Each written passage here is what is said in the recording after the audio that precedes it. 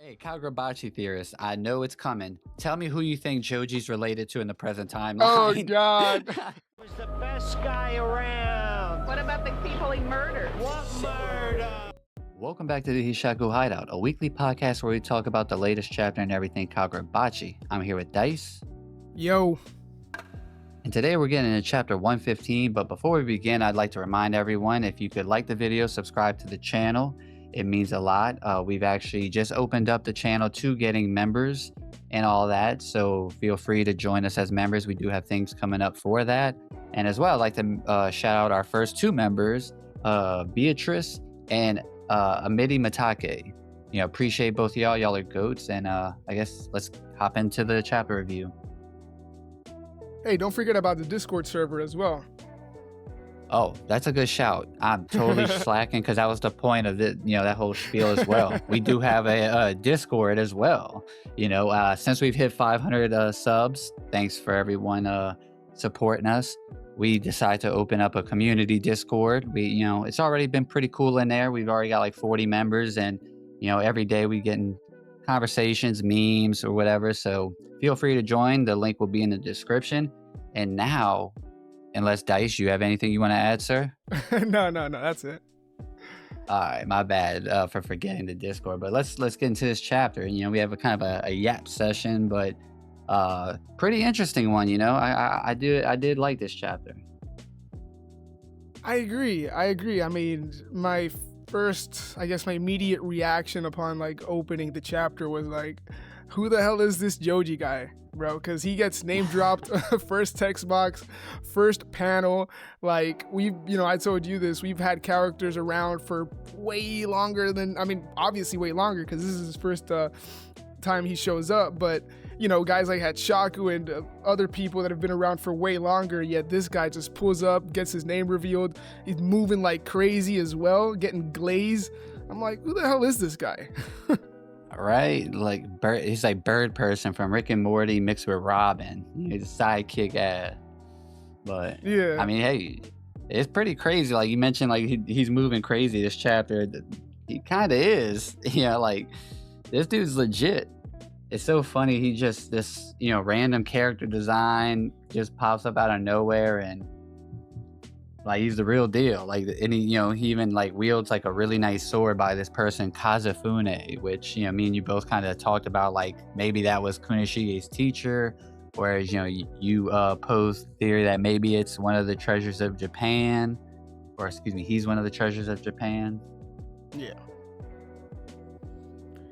Yeah, it's going to be interesting to see because I definitely think we're going to see more from this guy, and I can't help but wonder if he's just going to be like an insane jobber, if he's going to be considered to wield an enchanted blade or what, because it does feel like Hogazono's setting something up with him. I don't think it's just some random, some random operative moving like that.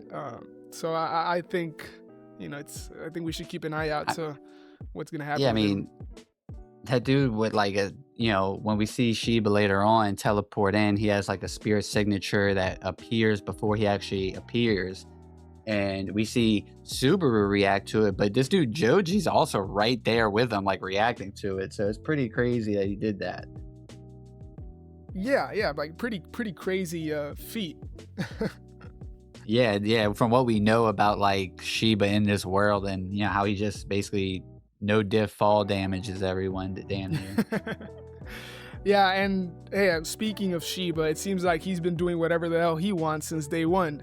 Cause it's nothing crazy. Like we would it was easy to assume that was the case considering what we had seen from him, not just in part one, but also since we've seen him, this younger version of himself in the last couple of chapters. It seems like he's, like I said, just doing whatever he wants, like doesn't care. And he has a reputation because both Hasumi and this Joji guy are well aware, Joji calls him a stupid punk. Yeah, he's the problem child of the Kabanabi. And then also this makes me think of, is he the same way with the Soga clan, or does he have to be more like tame there? It's It's a good one. I would assume he can't be up to those shenanigans with the Soga clan, but that's gonna be interesting to see. I hadn't really thought of that. Yeah, I'm really interested. I mean, I think everyone in the fandom is really like looking forward to the full reveal of the Soga clan to see like influence, the type of like clan and like family dynamics they have, and you know what's their influence, how far reaching is their influence, and just how you know the Princess Chiaki, how she is. There's so many question marks that you know, Hokuzono's just keeping right out of our distance, you know. It's gonna be Yeah. fun to see that whole thing get played out. But you know, looking at the beats of this chapter, you know, mostly takes place in this room, this classroom, with these researchers asking Subaru, you know, these things about like the material he uses and all of that. And which is crazy that this dude is like partially the reason why their research has been taking so long these 2 years, because it's just been bullshit. Yeah. So they've been they grasping at straws, you know. But still, you would think that they would like fact check with the source about everything to make sure it's still like up to date and all that. Nope. But not fucking yeah. They just took this treasure of Japan as like this noble, you know, never lying. But he's like, why would I give my secrets to like just any old bum? Yeah, I mean, I told you, he's you know, he's an insane gatekeeper when you think about it, and I'm surprised that like no one has called him out, particularly like these other two treasures. Like you would think that he'd be called out on like you said, on his bullshit, like some sort of fraud or something, and it makes me wonder if he's just like on another level compared to the other two, or they're also gatekeepers as well, and also believe in like not sharing the secrets. I think both are just as plausible, honestly. But we also get the reveal of Subaru's sword style, you know, and I do like that he's addressed, you know, last episode we talked about how he is not just a swordsmith and a guy who makes sushi, but also a master swordsman. And that really wasn't mentioned in the last chapter, but it's one of the first things mentioned in this chapter, where Hasumi says he has 3 hats, you know, correcting Joji when you know, Joji just mentioned the first 2. And that's when we get the reveal of the sand and bone 1 blade style, which, you know, now that it's brought up, we're going to have to see it mentioned. I'm sorry, we're going to have to see it in action. Excuse me. So I do wonder how that's going to look like. I'm hoping it's not some, what is it? The guy from the Bloodshed Hotel. The Reagan 1 sword style. This the one of the iterations of that. He's like, yeah, I learned this sword style out of a hotel while I was staying on vacation one time. Imagine. And, you know, that would, oh my God. That would be crazy. And like one thing I thought was super, super funny about this, and I mean, obviously, you know, I'm a degenerate and I like to, you know, make jokes here, but when he says basically his whole thing is he's like, I don't wear 3 hats, I wear 1 hat, and it's the gripper hat, you know. And like later in the chapter when he meets Kunishige, it's like the strongest gripper around versus, or the strongest gripper of today versus the strongest gripper in history. That's how that meeting is, but they shake hands. And Kunishige is the strongest gripper in history, of course. Don't you just love the brain rot? Yeah, I mean, bro, like Subaru says it himself, right? It's basically gripping the craft. So it's like... Hey, bro. Hey, I know some strong grippers, all right? But hey, I take his word for it. I know some artisans at gripping. Oh, yeah, I'll take his word for it, too. And then, yeah, we see like they talk about the Datanseki after that, you know, and we see a Sojo cosplayer in that one panel getting imploded, touching the Datanseki. Oh, yeah. Yeah, I wonder how many... You would think that they've had some casualties, right? It's like you said, how much blood is on Subaru's... Yeah, like how much blood is on these people's hands, just, or in case, you know, in this case Subaru, really, for just gatekeeping this kind of stuff, right? Like it's you know, hey, what if you just wear rubber gloves and try and touch it? Let's do that now. Yeah, give that a try. Like, yeah, it's funny because at the, you know, the first page, we also see that they're really in this Datanseki Research Center, and they're in Lab 6, and I just, you know, couldn't help but wonder as well as like how many labs have they blown up, right? It could just be that they have, many, labs for different stuff or whatever. But you would think that some of those labs were definitely just blown up, right? So I thought that was I don't know, just a funny headcanon or whatever. Like, that's one way to like tell someone they're fired, huh? Like, man, he's been doing some shitty work. Let's tell him he's gonna get a raise if he goes grabs that Datanseki. Oh my god, diabolical, bro. Yeah, and it's so funny. His like, even Subaru's just outright, like confirming his bullshit. He's like, it's utter hogwash. I pulled it out my ass. They're like, the fuck? This man, misinformation. The swordsman. Crazy, bro. Cause like you would be called out on that shit. Like this guy is just getting by. It's funny, man. It's funny. Yeah, I like he just stands on business about it, and he's like, he don't feel bad about it. He don't apologize.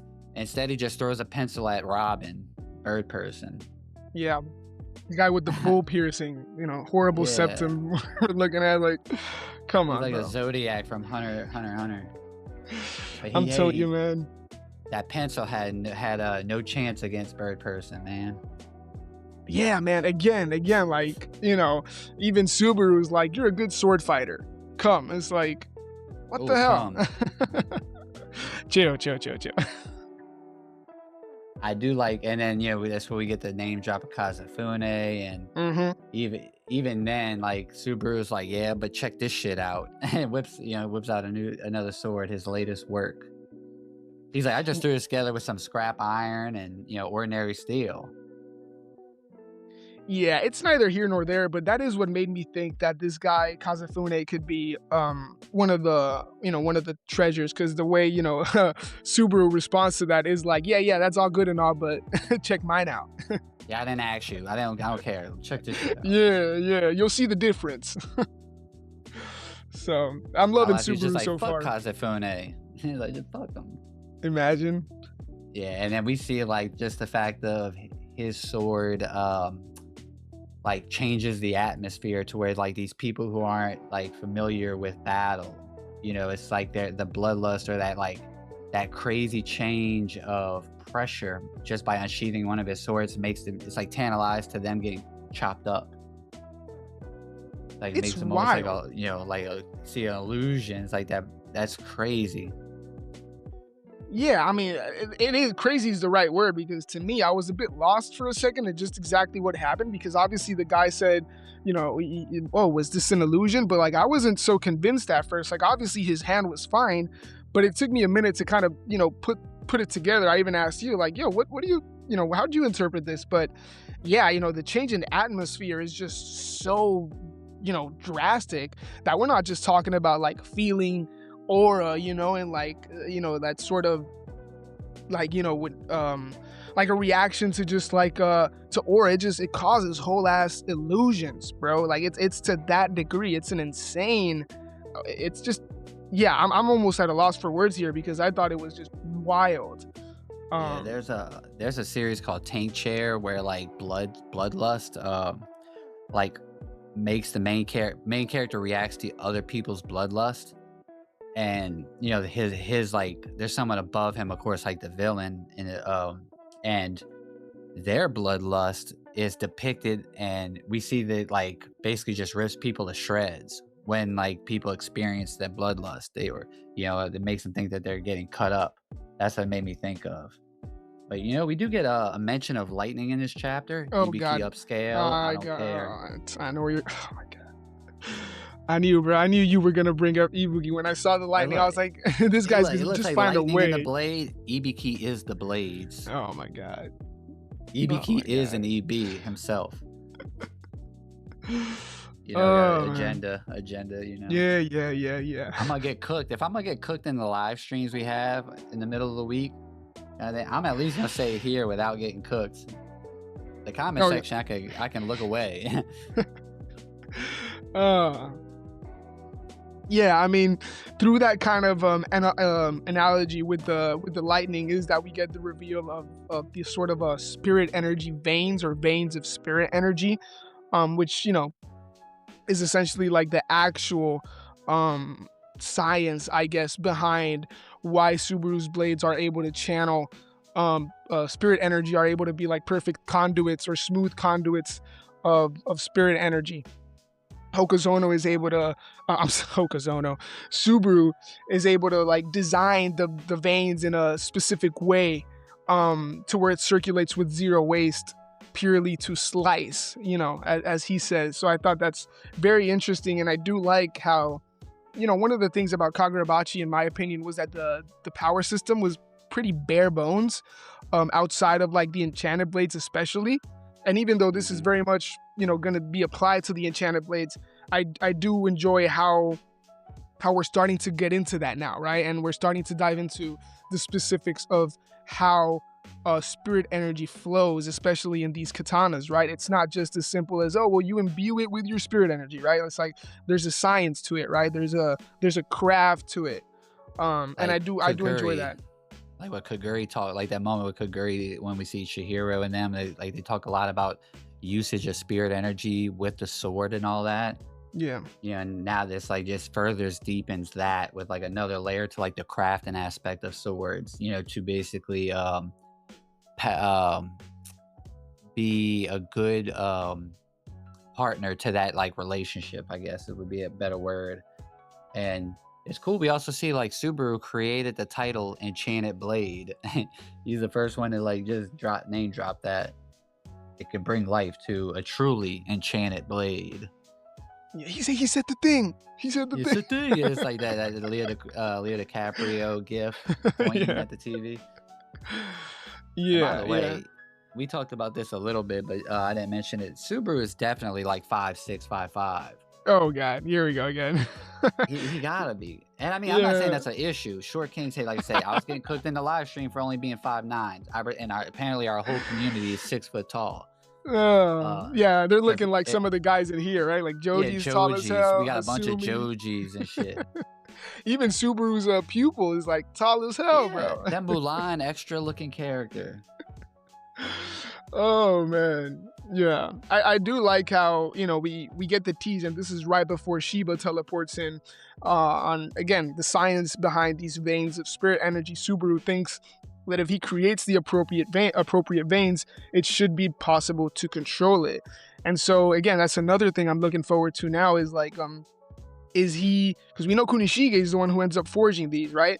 But I think it's very possible now that Subaru very much was part of that process, might have assisted him, because I do wonder if he tried himself of using these veins of spirit energy to channel Datsenseki and he was unsuccessful, or if he kind of helped Kunishige. Again, he's like this master gatekeeper, so I do wonder, especially with how he reacts to Kunishige's sword, the sword he forged for Mashiro. Right, I do wonder if Subaru was actually the one who told Kunishige, like, all right, bro, like, it's these veins or whatever. It's your kitchen.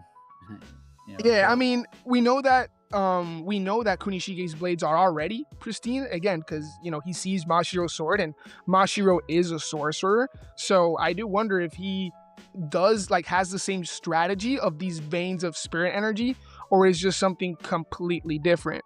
Again, I'm really looking forward to that interaction or these interactions between Subaru and Kunishige, and how they kind of bounce back and forth in terms of information and the knowledge in regards to what it takes to forge these weapons that are supposed to channel spirit energy. I'm really looking forward to what that looks like, right? How much did Subaru contribute, if at all, to the making of the enchanted blades?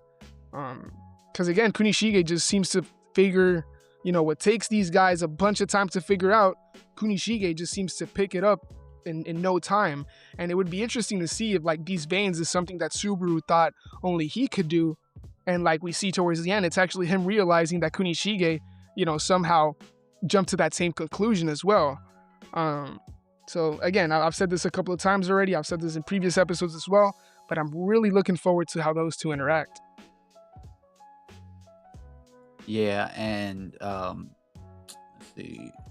He does say even those who can perceive it can't forge a blade as well as me in terms of the vein. So it does, from what he's saying, that there are other swordsmiths that can are aware of the veins, but they still can't like craft a sword as well as him, and channel the conduits of it and make a pristine blade as good as him. Yeah. But Kunishige could still have. That doesn't necessarily mean that Kunishige doesn't have his own way. Kunishige might even teach him something, because he does have those eyes. You know what I mean?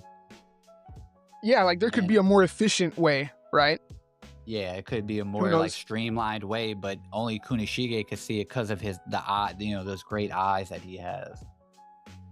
Yeah, maybe because the fact that we're seeing these veins of spirit energy introduced, it does make me think that this is really the way. This is that it's the same technique that we're gonna see in the enchanted blades, but it could be very possible that Kunishige perfected it. Right, like he somehow found a way to make the veins, his veins are better or whatever you want to call it. Like they're not as much. There's not as many, but maybe they're thicker lines and they're cleaner. You know what I mean? Yeah. Like it's just because we see the bigger difference. Pathways, like there'll be bigger pathways and shit. Yeah, that's true. It could just be that. And when like he notices the vein, like maybe Subaru can like tell the veins in like Mashiro's sword, and he sees how like, how well, how good they are. So that'd be interesting to see like how that plays out, their dynamic of like two swordsmiths, maybe like different ways, but do they come together? Like, that will also lead to when we jump to present time, Chihiro may be struggling, crafting his enchanted blade, and this would be the perfect leverage for Hokuzono to use Subaru in present time to assist Chihiro, because he was there for the crafting of the EBs to begin with.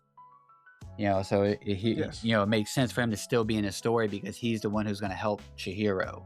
And it also like helps, like there was one issue I had, like how's Chihiro going to create a sword better than Kunishige? You know what I mean? In terms of like going against the Magatsumi. But now like when he has someone with the experience of Subaru, and like that does kind of make that like whatever Chihiro's new sword's gonna be, it makes sense that it's gonna be like of like high quality and with like the help of Subaru. Yeah, again, because this chapter tells us that it wasn't just the Rokuhira eyes, right? There is an actual technique to this whole thing. Whether again, what specifically is Kunishige's technique, we have yet to see. But I do think that it's interesting how we see. We get kind of 3 different panels of these veins and the spirit energy kind of flowing through them. The first one, the veins are kind of like all over the place. Then we see kind of what we interpret as Subaru's technique. And then the third panel we see is, addressing the Datsenseki flowing through the spirit energy. And you can really see like the outline of spirit energy flowing, but also there are more veins. And so I do wonder if kind of like that is, foreshadowing isn't the right word, but if that's essentially what the enchanted blades look like in terms of on the inside, or however you want to say it, or if this is again just Subaru's kind of imagining how that would look like. So symbolic difference in like craft. I see what you mean. No, that's a good point. I didn't really look at it like that, but no, that could be the case, with the EBs. And maybe Kunishige never learned about the veins because he was like still at a young age, you know what I mean? So Kunishige didn't get to teach him about the veins, and that's the thing that's holding him back. But now with Subaru there, Subaru may be able to teach him, how to properly like forge these swords like with the veins in mind, paired with his Rakuhira eyes. And that's the thing that was like holding Chihiro back from creating the EB. It was the veins thing. So I could see that being like called back to, once we get to the present time. Yeah. I mean, from there, as we said, Shiba teleports in with both Mashiro and Kunishige. Insane reaction time from from both Subaru and Joji. And Kunishige is just kind of so, nonchalant about the whole thing. Yeah. He's like, sorry, I don't mean to be so chalant. Yeah, I mean, and he recognizes Subaru. He's like, dude, he calls him dude. He's like, put her there, bro. And hey, Subaru shakes his hand, Yeah. And you know, like when they Mashiro, my bad, I didn't mean to cut you off. No, yeah. I think you're about to go into it. I was gonna say, go ahead. I say, man, Mashiro's a hoe. That boy That instantly. wasn't I what I tried was. to stop him. Yeah. No, it was. You're on the same mind as me. We got one brain cell. We share it. You going down with me. Now he's like, I tried to stop him. Like, no, you didn't, motherfucker. You just was asking. You ain't tried nothing. You just bringing up questions. But nah, Yeah, like, you just put the most little resistance possible. But I think you were referring to like Shiba pulling out Mashiro's sword. Yes. And that might be the thing, like Subaru might have noticed the quality of sword or get a suspicion that, oh, that's a high quality sword, which is why he would be okay with like shaking Kunishige's hand, especially when you know how this Japan is as a society on like respect and the hierarchy of, you know, seniority and things like that. So I do think that plays a part into it. And we know like Mashiro got chain snatched twice this chapter with a sword, but I mean, obviously it's not like he's in enemy territory or anything getting chain snatched. It's not like he can do shit either. I mean, not to Subaru, and then right? We see, oh yeah, right, because Shiba, all three of them was about to get cooked in a split second. Yeah. But and it's funny, we see Shiba kind of like get Kunishige going like he's a dog. He's like, oh, I got a treat for you. I got a treat for you. Go show him what you got. Yeah.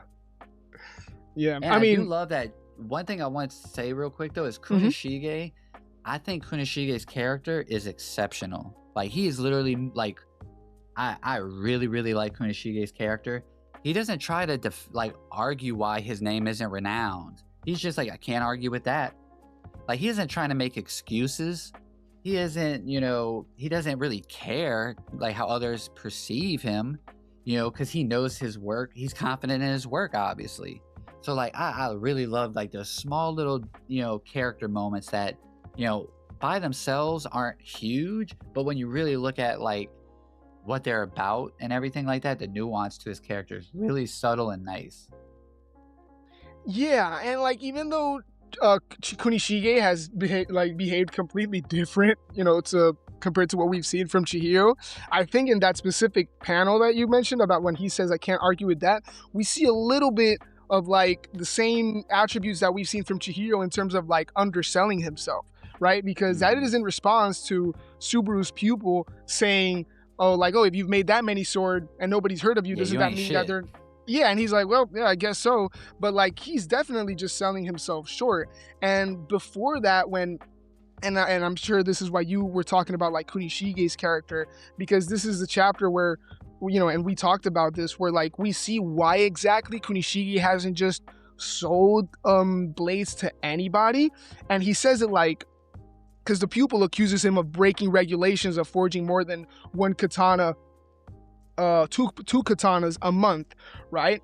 At his age, it's impossible that he's forged 200 blades if he was following regulation. And Kunishige responds by saying, they're good katana, who cares? And I don't think he was talking about them being well made, because again, he literally says, I can't argue with that when the guy talks down on his blade. So he's talking about this moral code that you and me talked about, and what I think eventually turns into the motto that we've seen him, Chihiro, Samura, and Soga kind of use about how the blade should be used to root out evil and protect the weak or whatever. I think this is kind of like this chapter really begins to plant the seeds of that. And for him, it's just normal, right? It's just the good in his heart. So I definitely agree with you. We're starting to see like really good but subtle writing when it comes to Kunishige. I really enjoy that. You were cooking hard as fuck, because I didn't even take it. They're good katana, who cares? Almost was like, oh, that's just like his hubris as a swordsmith saying like, oh, they're of quality, so, you know, people would want them, you know. So like if it ever came down to the government like tripping on them, he's like, oh, well, look how good they are, you know, you could be of use. But the fact of like, you open my eyes to it being actually like good, you know, in a sense of like, you know, what he wants them or who he would give them to in a sense, or who like deserves to wield them, you know, like that. Man, you were cooking with that. I really like that, because I really didn't take it like that, but like that just makes me even like Kunishige even more. And then we get like the extra from Mulan saying he ain't shit. But then when he says can't argue with that, we see Subaru just kind of like, he knows better. Yep. Yeah, he's like, yeah, you're just underplayed. Like he definitely knows like there's something about him. Yeah. Like those who are built different are aware of the others who are built different. It's a society that isn't doesn't need to be said. What's understood doesn't need to be said, type of thing. Yeah, no, precisely. And I mean, hey, at least this is just my interpretation. I think it makes a lot of sense, right? I'm not saying like, oh, this is exactly what it is. It's just the way I interpret it, because again, it's contradictory to how he responds to the Mulan guy. So yeah, that's just kind of like the way I see it. And then after that, we do see him starting to cook on the chalkboard. I just kind of thought the guy that's asking the questions to Subaru and all that, when he says stop writing, you don't belong here, I can tell you the next part. That guy looks like a index finger. I've never seen anyone that looked like that in my life. Yeah, bro, like the most random. Page, look at that boy's head. Oh my god. Yeah, some of the Bachi characters definitely aren't the prettiest. I'll leave it at that. Bro, like a headbutt from him is doing critical damage. But we do see like confident Kunishige. He's like, I could do it, and then the motherfuckers get locked up. The fuck? He's like, I could do it. No, you're not. They didn't even feed the man. Yeah, I mean, Kunishige is like, bro, you told me we were gonna get food, and now we're locked up. This is not what you promised. Yeah, he's like, Shiba. And then Shiba's just looking. And he's like, Shiba knows what he wants to tell him. He's like, where the fuck's the food, bro? You said, Shiba, go teleport to the kitchen and come back, bitch. Yeah. Oh, that's true, right? I didn't even think of that. I wonder if there's like some seal that they put on the cuffs or whatever. There's gotta be, right? Yeah, they really look like children just being punished in that one panel with the speed lines of them in the window. Yeah. It's like just one kid just got the other kid in trouble, and he's like, bruh. You said we wouldn't get caught. Yeah, facts. Yeah, man. But then, we do see like Hasumi kind of think about like it's impossible for them to have any knowledge of it, because none of it, Shiba or Mashiro didn't know. So it's like this man really, he remembers that thing that Shiba said about, his eyes. He got special eyes. Yep. And he's starting to put it together. Then we see Mashiro get chain snatched once again. And he's like, why is that man unknown? Yeah. I mean, it's like you said, all he had to do was because we also, considering what we just learned about the atmospheric change once these blades are unsheathed, you would have to think that the same applies to Kunishige's blades, right? So when you brought up Mashiro's, like Shiba unsheathing Mashiro's blade, even though we don't see it, I do wonder if even if it was only Subaru who was able to like pick that up, and then it's almost like he has to see for himself. He has to get his hands on the blade himself. And he just walks up to Mashiro, unsheaths it, and just immediately gets it and asks, like, why is this man unknown? And yeah, I really like that, man. I think we're heading towards truly a really good and fun dynamic and relationship between Subaru and Kunishige. And it's something that I don't think any of us were either like asking for or expecting. Like, I'm not just talking about us, but I think probably like among the whole community and readers, like, I don't think this is something that we really saw coming. But the fact that it's where it seems like we're headed towards is really encouraging, at least for me. And yeah, his kind of like smirk, right, when he says cheeky punk, like it's almost like he's proud of him, right? He doesn't even know, but it's like you said, game recognized game. So yeah, man, it's fun. It's fun to see this. It's fun to see this because Subaru and Kunishige couldn't be, further apart in terms of the worlds they live in, right?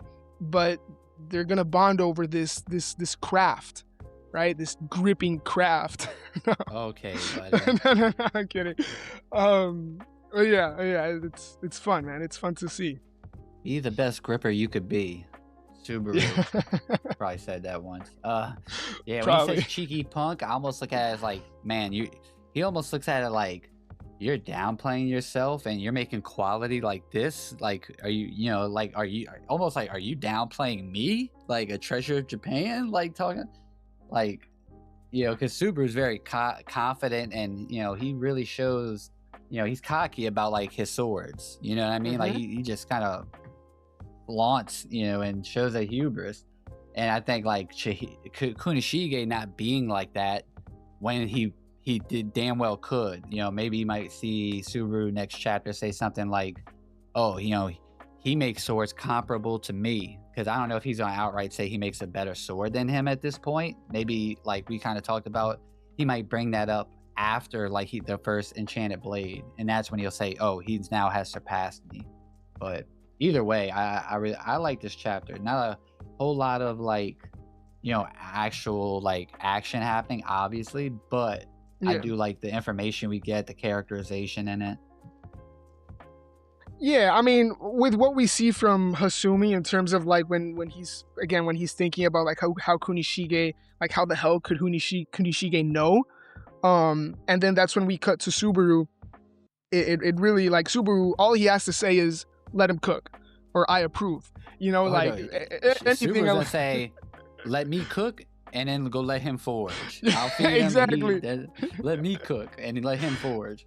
Yeah, so I think definitely next chapter we're looking at Subaru, probably with Hasumi, getting Kunishige out of there and them getting to work.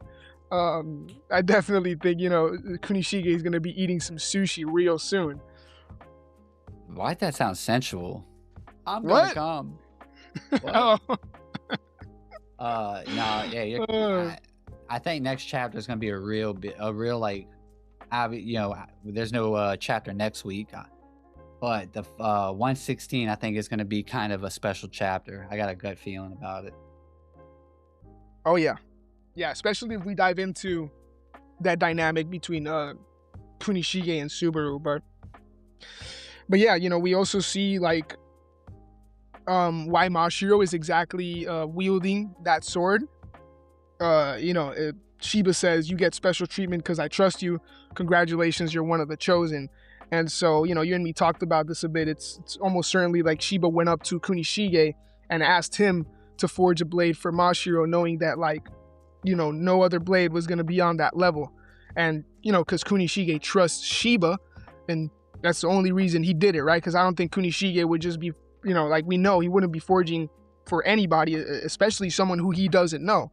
But because it's Shiba, Mashiro gets that special treatment. And that's when Mashiro himself says he's super selective about who he sells katana to.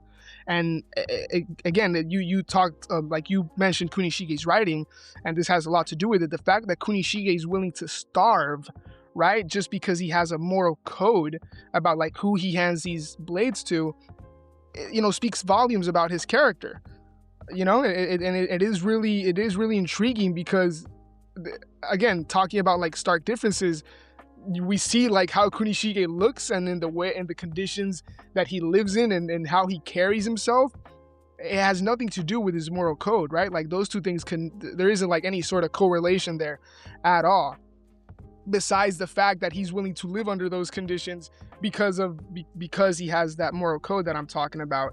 It all just works really well. The Hokuzono has done a great job of making Kunishige, like I said, just super different to who Chihiro is, while also throwing some like little glimmers of similarities between the two, and also like, managing to write something really engaging in Kunishige, and something that like you said, it just makes a really solid character all around. This is a guy that's dead, right, in the main story, and in going back in the Seitei War, Hokuzono's now taking his time to really, write him as his own character, not just the guy who forged the enchanted blades. What? Oh, flush his character out. Oh, yeah, I'm sorry, I misunderstood. Yeah, and exactly, and it's not just because we know Kunishige as the creator of the enchanted blades or Chihiro's father. Like those are really the only, like in the two lights that we've seen Kunishige. Now he's being portrayed as his own man. with his own code, with his own, like I said, way of carrying himself. And so far, Hokuzono's done a really good job. Granted, we're just 2 chapters in, right? But I have full faith that by the time that this arc is over, we're gonna be seeing Kunishige, like we're gonna we're gonna see him like completely different, and not in terms of like, because we know he was a good father, and like he felt guilt for his mistakes, and we saw like what he turned into because of that guilt. But I think, like you said, Hokuzono's gonna do an amazing job of fleshing him out as a multi-layered character, aside from just being Chihiro's dad and the guy who created the enchanted blades. So I continue to look forward to that.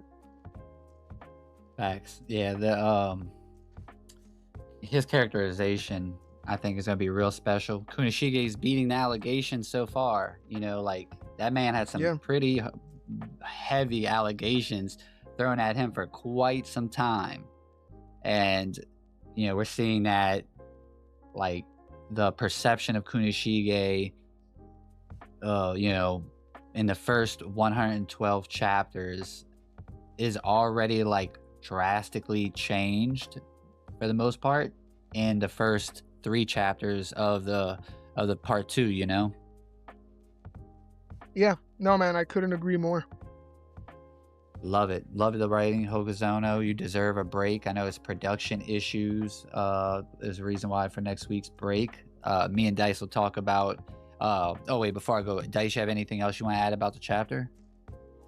No, I think it is funny that Kunishige isn't tripping about being locked up. He's just like, where's my food, bro? My food? Yeah, that's the last thing he was thinking of. Again, he's so used to like just living under these harsh conditions that like being locked up for him is nothing, man. He was just promised some food and he expects it. I was molded by the poverty. Yeah, right. And Mashiro's silly ass. He's like, I thought he was gonna kill me. Oh, God, that's his first. His death flag is like now starting to raise. He brought up. Oh my God! Kill him. I hadn't thought of that. People just be looking for death flags for anything. Oh, they really man. be like that. Yeah, but you're right. There isn't really a whole lot to talk about in terms of this chapter, really in a vacuum. I think we've pretty much covered it all. I'm sure, if there's anything that we missed, our listeners can go off in the comments. Yeah, our beautiful community who's all strong grippers and over 6 foot. So if you like it, join. If you want to be a part of this community and be a 6 foot gripper, join the Discord, become a member, like and subscribe to this video. We're gonna have to add that as a Discord role. We got the Sojo's Bath Buddies the grippers, for those that are members. It looks like we're gonna have to add another role for the grippers. Oh man, that's funny. Solid chapter. That's a good one. That's a good one, Days. We'll definitely have to make that into a role, the grippers. Yeah, solid chapter. A bit of a yapathon, but I think it's overall good for the story. Like I said, I do enjoy the fact that the power system and like the specifics and kind of like technical aspects of it are starting to be fleshed out a bit more. I wonder how much more we're gonna see of that. Like how much does Hokuzono really want to push this power system in terms of the details and the nitty gritty and things that we hadn't really thought of or seen yet. But so far, man, the Seitei War arc is looking pretty good. And I do also want to point out, and I very much enjoy the fact that with this chapter, Hokuzono once again shows his ability to just not go at a breakneck speed or pace all the time. He also knows how to kind of like slow things down for the sake of the story, to introduce new elements, introduce characters, character dynamics. And so, yeah, I think that's one thing that should be appreciated or at least acknowledged about this chapter. Yeah, that's a good point. I didn't think about that. This is the chapter that I've been asking for, and maybe that's why I like it so much, but I didn't really think of it like that.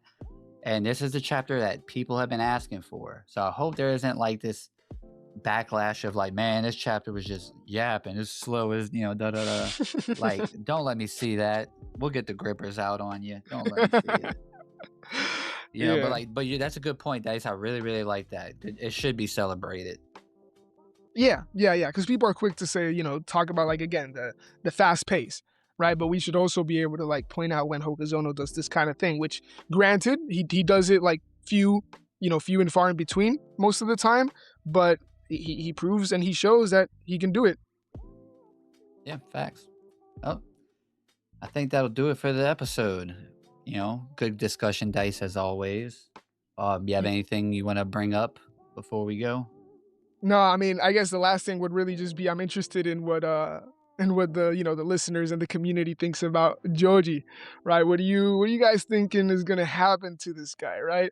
Obviously, like, Who's someone out there is probably saying their goat is Joji, and show oh yourself. my god, we're gonna see them Joji PFPs real soon. I'm telling you, man. Yeah, bird Um, person. If but I he wonder, cosplayed as Robin.